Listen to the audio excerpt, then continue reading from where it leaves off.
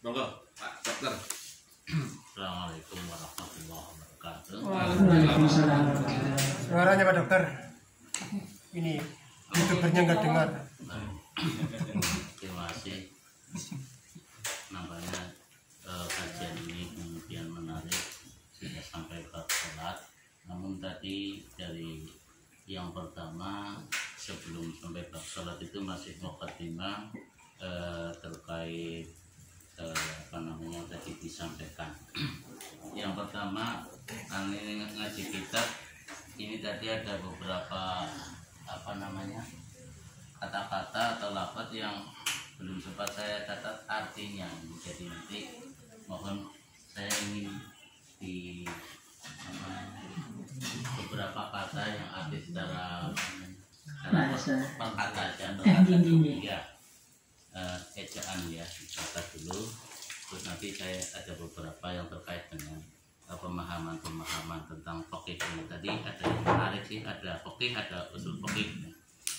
Yang pertama itu lafal dhihnan, tapi artinya apa ya? Di dalam hati. Oh, dhihnan itu. Fi dhihni, dhihnul insan, qalbul insan. Oh, dhihni itu berarti hati. Hati yang paling dalam berarti gitu. Mungkin kalau bahasa ini kan dari hati. Kalau kolbu kan hati juga. Itu kalau dalam bahasa unsur kebahasaan itu namanya lafdzun mutaradifun. Ya, jadi yang lafadznya itu banyak, tetapi nanti maknanya itu satu. Kalau dalam bahasa Indonesia itu persamaan kata atau sinonim. Baik. Kemudian yang arti kata istimdad, wastimdadu. Nah, istimdad itu pijakan. Jadi kitab ini nanti diambil dari mana? Nah, pijakannya kitab apa? Wastimdad dulu berarti pijakan kitab ini. Wastimdad. Terus tadi ada kata-kata lagi yang belum sempat saya. Yang ini sulhu salaho rojaba. Iya, tadi gimana itu? Salaho itu artinya aslinya menguliti ya. Cuma ini dibahasakan di sini salaho rojaba itu maksudnya akhir bulan Rojab. Ya berarti tanggal-tanggal tua itu. 21 ke atas gitu ya. Karena memang bulannya mau dikuliti masuk ke bulan yang baru ya. Bahasa Arab itu memang indah ya. Iya. Baik, berarti Salhu Rajab itu di akhir bulan Rajab gitu ya.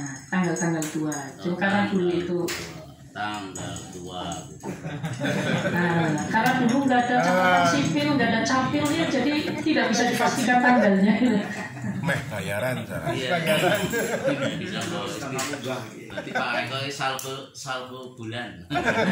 Salvo bulan. Baik. Itu tadi beberapa terkait dengan mufradatnya.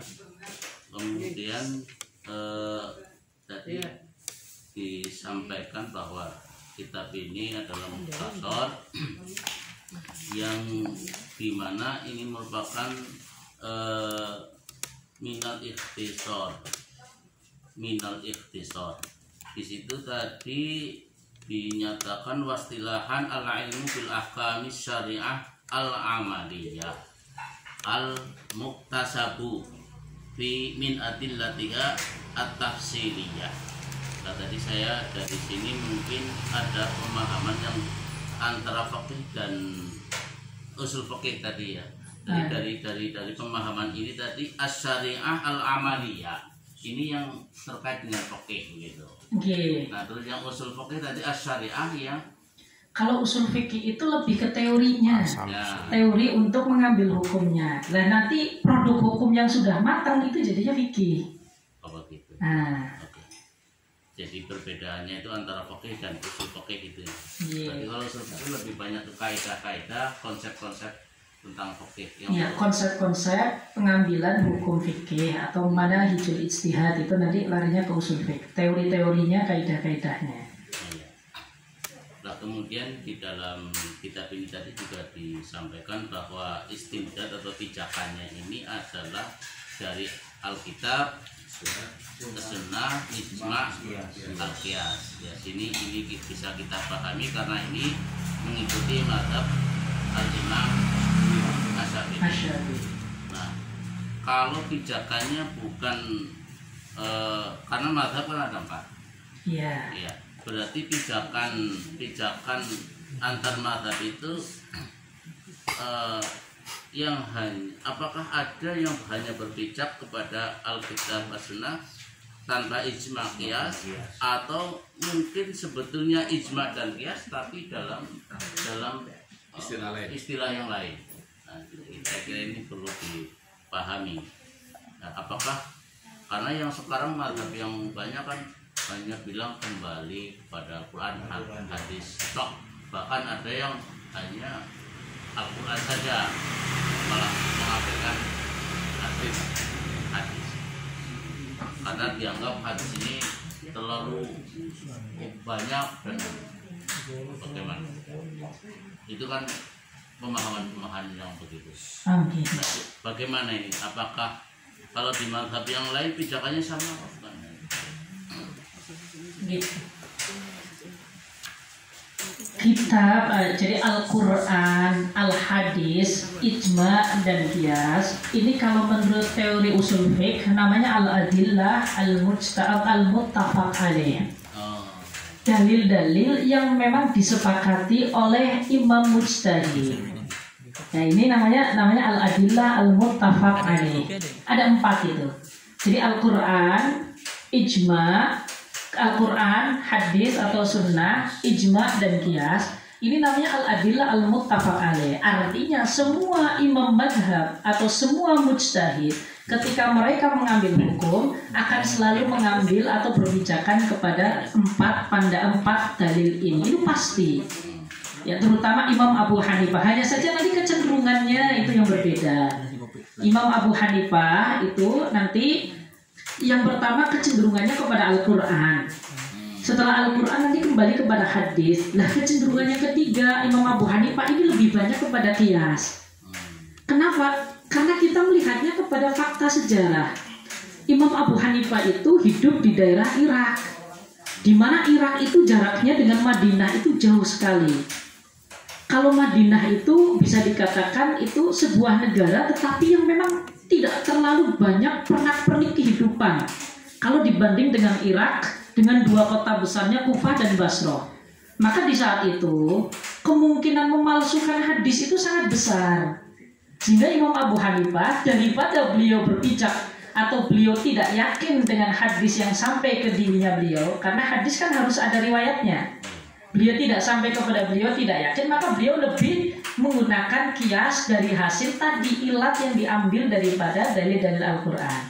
Imam Malik beda lagi, karena Imam Malik itu hidup di Madinah, Imam Darul Hijrah, banyak perawi hadis. Maka madhab Maliki lebih dikenal dengan madhab yang kedekatannya dengan hadis itu jauh lebih dekat daripada kias. Nah sementara Imam Syafi'i itu menggabungkan dan mengkawinkan antara Imam Abu Hanifah dan Imam Malik.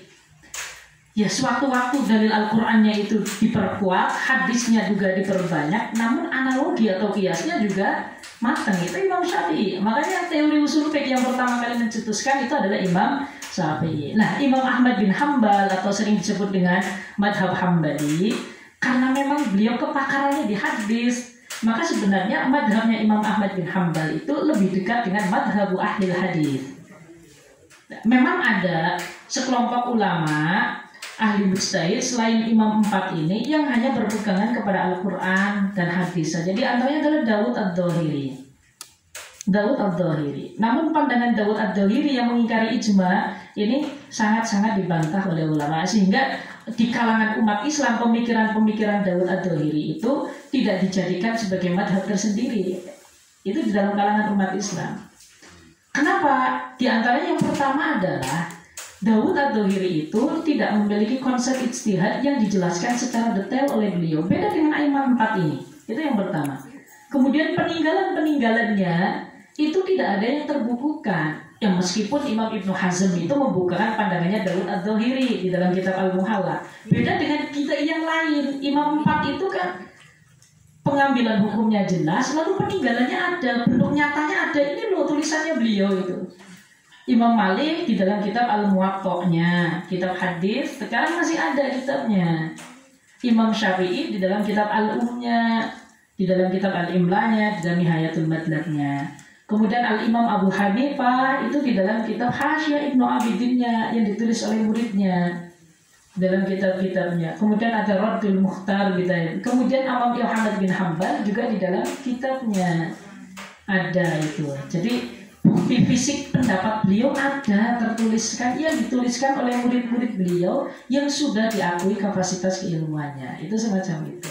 Jadi Quran, hadis, ijma dan qiyas ini masuk ke dalam dalil-dalil yang disepakati. Nanti ada dalil-dalil yang tidak disepakati, seperti ada maslahah mursalah, kemudian nanti ada qaulus sahabat, kemudian nanti ada ijma ahli Madinah, kemudian nanti ada istishab dan sebagainya. Itu namanya dalil-dalil yang tidak disepakati. Artinya hanya dipakai oleh beberapa ahli, beberapa imam madhab, tetapi tidak pasti dipakai oleh madhab yang lain. Nah, kalau 4 ini sudah muttafaq alaih. Lanjut lagi. Tadi nampaknya dari pembahasan ini ada membatasi tentang derajat mujtahid. Terus tadi di bawahnya ada muhakkik ya. Artinya muhakkik, kalau mujtahid aja sudah dibatasi, apakah hanya dalam imam 4 itu? Kemudian generasi setelahnya itu hanya bisa disebut sebagai muhakkik. Tapi sekarang muncul lagi, kita boleh lagi nih ijtihad. Nah, mungkin apakah ini nanti bisa muncul lagi, apakah sebetulnya yang ijtihad sekarang itu sebetulnya muhakkik atau setelah muhakkik ada lagi mungkin. Ya. Jadi mujtahid itu adalah sebutan bagi orang-orang tertentu yang sudah punya kapasitas keilmuan yang mumpun.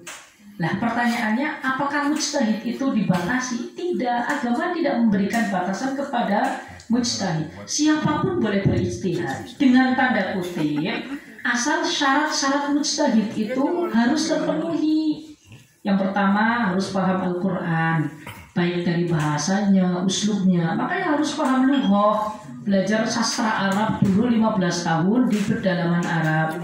Harus paham tentang balaghahnya, karena berbicara tentang Al-Quran tidak mungkin lepas dengan sastranya itu, ilmu balaghahnya. Kemudian nanti juga harus paham metodologi istinbatnya, usul fikihnya harus matang. Terus hafal hadis-hadisnya juga harus paham. Tahun hadisnya juga harus tahu. Ya. Ayat-ayatnya turun kapan juga harus tahu. Nah, kalau sudah tahu kayak gitu ya silahkan berijtihad. Nah, tetapi kalau belum tahu ya sadar diri.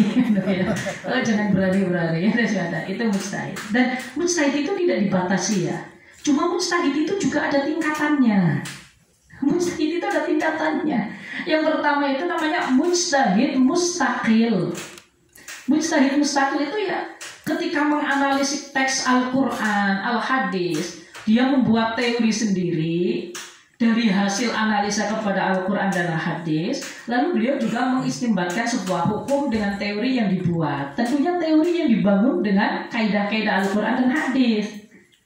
Nanti di level kedua itu ada mujtahid muntasib. Mujtahid muntasib itu dia punya kemampuan untuk berijtihad, punya kapasitas untuk berijtihad, tetapi kaidah yang dipakai untuk berijtihad adalah kaidah imam yang dibuat oleh imamnya yang di atas.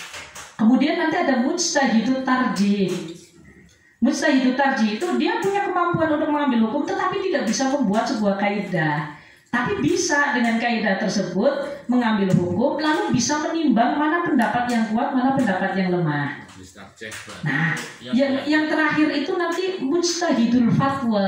Mujtahid fatwa itu bisa menganalisis teks, bisa memahami Al-Quran, lalu bisa memfatwakan mana yang cocok. Nah, selain itu namanya awam.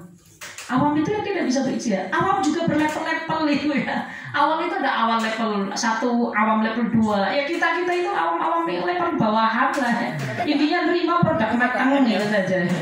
Kalau kita ya, soalnya nanti kalau kita memaksakan untuk ijtihad, ini ya takut kita itu justru terjerat oleh hadis Nabi, man kadzaba alayya muta'ammidan falyatabawwa maq'adahu minan nar. Ini harus dipegang ini ya.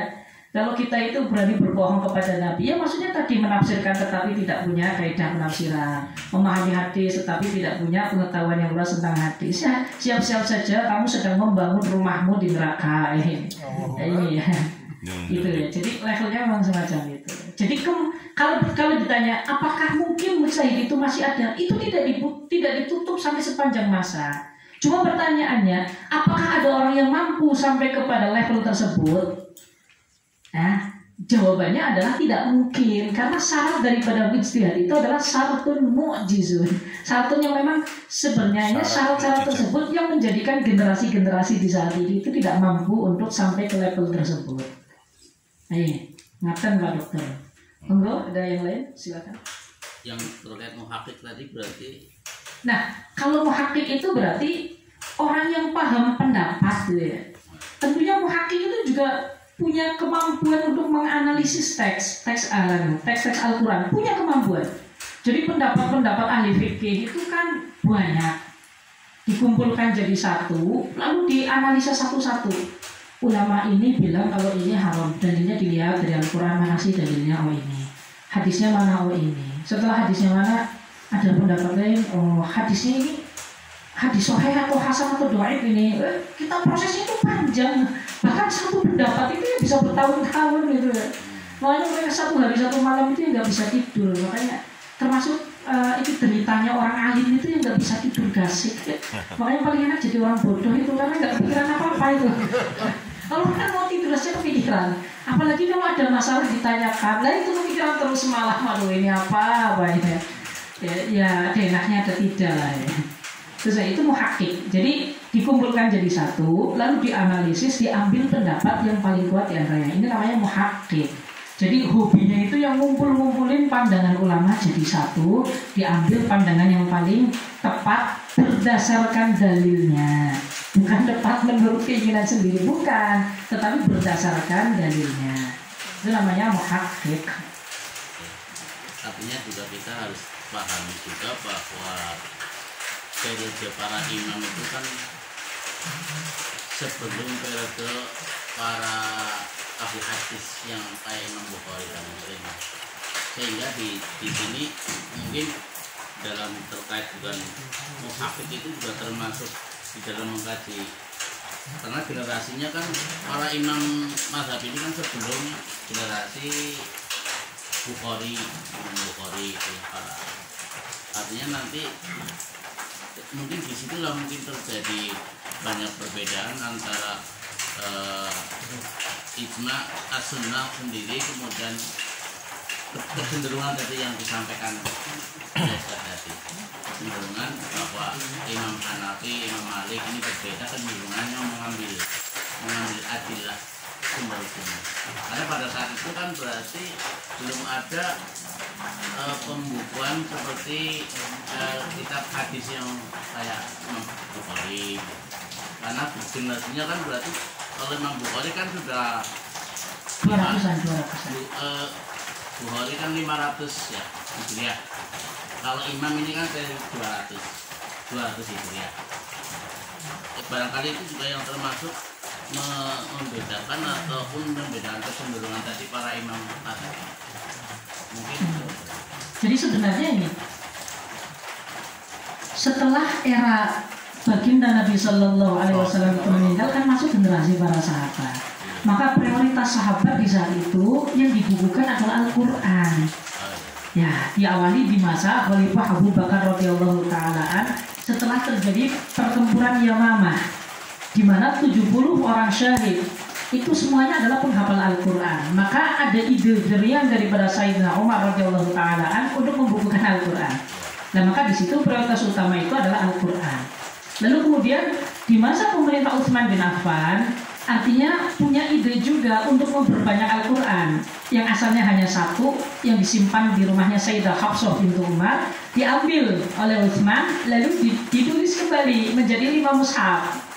Nanti kan disebar, ya ada yang di Mekah 1, Madinah 1, kemudian Damaskus 1, di Basra 1, di Kufah 1. Nah ini dibagi-bagi untuk menjadi acuan daripada orang-orang ketika membaca Al-Quran. Nah hadis ini mulai dibukukan itu ide daripada Khalifah Umar bin Abdul Aziz. Ya, ketika memerintah di tahun 99 Hijriah sampai 101 Hijriah, maka berarti itu pembukuan hadis. Nah, setelah hadis itu dibukukan, maka dari situ ide-ide untuk mengkodifikasikan buku literasi Islam di saat itu, khazanah Islam mulai muncul. Dan disitulah mulai muncul ulama-ulama yang menekuni kepakarannya masing-masing. Dalam fikih muncul Al-Imam Abu Hanifah. Imam Abu Hanifah itu lahir 80 Hijriah.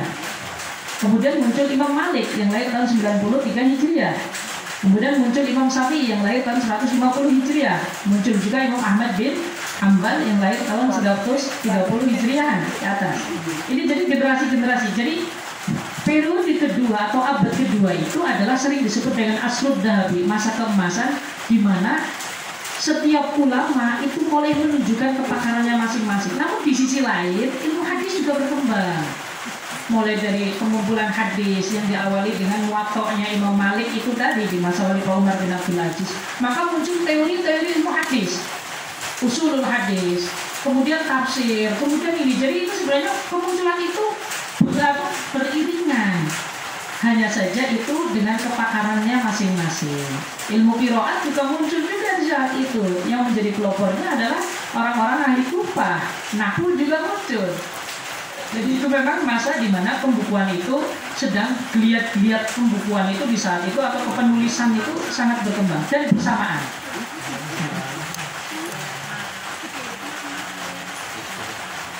Membuka pada lagi. Assalamualaikum warahmatullahi wabarakatuh. Waalaikumsalam warahmatullahi wabarakatuh. Mungkin ini mengarah ke 8. Lanjut. Waktu dari Lailatul Isra ba'da nubuwwati bi sinin. Nah, di sini kenapa oleh Muslim tidak disebut ba'da risalah? Karena Rasulullah Shallallahu Alaihi Wasallam memang dilahirkan sudah nabi kan, tapi belum diutus. Kenapa di sini andaikan wa furidat Lailatul Isra ba'da risalah? Ini pertanyaan yang jadi janggal. Kenapa kok dan nubuwah? Rasulullah sudah dilahirkan sejak kecil sudah nabi. Sedangkan sholat ini diperintah dan sejak diutus. Monggo. Oke. Ini hanya permainan bahasa ya. Jadi memang kalau dalam teori-teori sejarah itu atau dalam bahasa-bahasa sejarah itu memang yang dipakai itu adalah masa-masa kenabian, asrun nubuwwati. Nah, nanti kan di sini ketika memakainya nabi, maka maknanya jauh lebih umum. Beda kalau kita memakai risalah, maka di situ akan lebih identiknya itu setelah diperintahkan pada risalah itu, tapi kesannya itu ya setelah ada perintah untuk menyampaikan. Tapi sebenarnya bukan itu yang diharapkan. Tapi yang diharapkan itu adalah masa di mana Nabi Muhammad SAW itu sudah mulai mendapatkan wahyu. Memang kan tahap pertama untuk berdakwah itu kan sirron, mulai dari terdekatnya Sayyidah Khadijah, kemudian Ali. Nanti setelah itu melembet ke kalangan rekannya Sayyidina Abu Bakar. Baru sampai nanti datang pada tahun berikutnya perintah untuk dakwah secara terang-terangan, yaitu fasda bima tu'mar wa a'rid 'anil jahilin. Nah itu. Jadi ini hanya permainan bahasa saja. Sebenarnya kalau dalam fikih penggunaan ini tidak begitu mempengaruhi secara substansial. Ini dalam fikih. Nah itu semacam itu. Jadi pakainya tetap nubuwah. Kan di risalah juga nggak jadi masuk. Ini hanya pilihan kata yang sebenarnya di dalam fikih tidak memiliki pengaruh yang signifikan. Ya, kecuali nanti kalau di dalam uslub atau di dalam ilmu uslubul lughawi, atau yang lebih mengarah kepada permainan gaya bahasa. Itu nanti kalau dalam ilmu balaghah itu tentunya kata-kata yang digunakan akan memiliki makna yang berbeda. Kalau dalam fikih itu tidak begitu signifikan pengaruhnya. Terakhir. Terakhir, monggo. Tadi tentang Isra Mi'raj. Oke. Yang paling familiar dari Isra Mi'raj itu kita biasanya apa nih? Subhanallah di atau dan seterusnya. Kenapa ini suaranya ada hilang? Yang paling familiar di telinga kita dari Isra Mi'raj adalah yang tadi disebut subhanalladzi asra dan seterusnya itu ya. Tapi yang belum familiar itu adalah dalil mi'rajnya.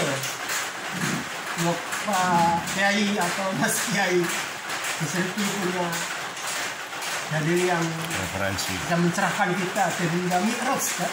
Dari Masjidil Aqsa ke langit itu. Ya itu, perjalanan itu ada dituliskan di Sahih Bukhari, itu lengkap itu. Dan yang Al-Qur'annya, kalau Al-Qur'annya itu frame-nya. Jadi ayat utama itu subhanalladzi asra bi 'abdihi lailan minal masjidil haram ilal masjidil aqsa alladzi barakna hawlahu linuriyahu min ayatina.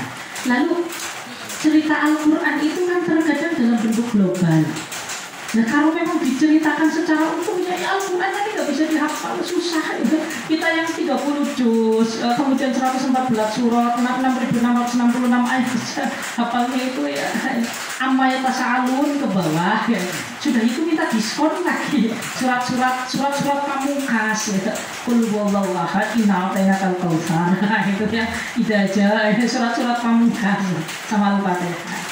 Nah, yang penting di sini cerita Isra Mi'raj secara utuh itu tertuang di dalam kitab hadis Sahih Bukhari itu. Hadisnya ada di situ panjang gitu. Kemudian dari hadis tersebut dibuat cerita yang indah oleh Syekh Asy-Sya'rawi, ulama ahli tafsir, ahli hadis dari Mekah itu Syekh Asy-Sya'rawi. Itu ada namanya Qissatul Isra wal Mi'raj. Bukunya menarik sekali di situ. Jadi menyingkap perjalanan Isra Mi'raj baginda Nabi Shallallahu Alaihi Wasallam itu secara utuh. Jadi, nah sekarang dari Al-Qurannya ada enggak? Ya itu tadi subhanallah, cuma bersifat global. Inilah pentingnya ada hadis Nabi, di mana salah satu fungsi daripada hadis Nabi Shallallahu Alaihi Wasallam itu adalah memberikan penjelasan lebih mendalam lagi terhadap Al-Quran. Oleh karenanya hadis ini adalah penyempurna daripada Al-Quran. Meskipun yang mengucapkan Nabi itu, tapi dasarnya adalah wahyu. Wa ma yantiqu 'anil hawa in huwa illa wahyu yuha. Dan tidaklah baginda Nabi Shallallahu Alaihi Wasallam itu berbicara atas dasar hawa nafsunya, tetapi apa yang diucapkan beliau in huwa illa wahyu yuha. Semua adalah wahyu yang diwahyukan. Nah jadi dari Al-Quran ya memang tidak ada, tetapi kisah ini ada di dalam hadis sahih yang tidak ada di dalam Sahih Bukhari. Itu ada ya, cerita lengkap sekali di dalamnya. Nah, kalau ada kesempatan ini ya bisa ngaji hadis gitu.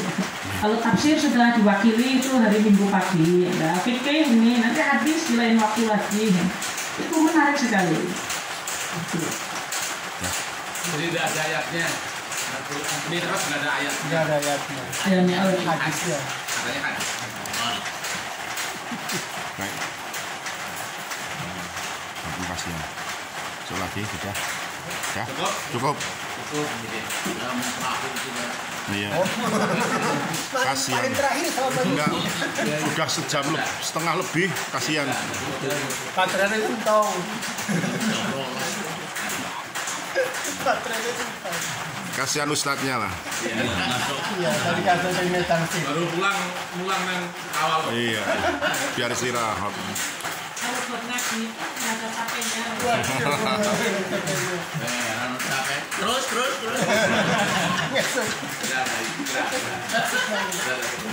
Sampun. Assalamualaikum warahmatullahi wabarakatuh.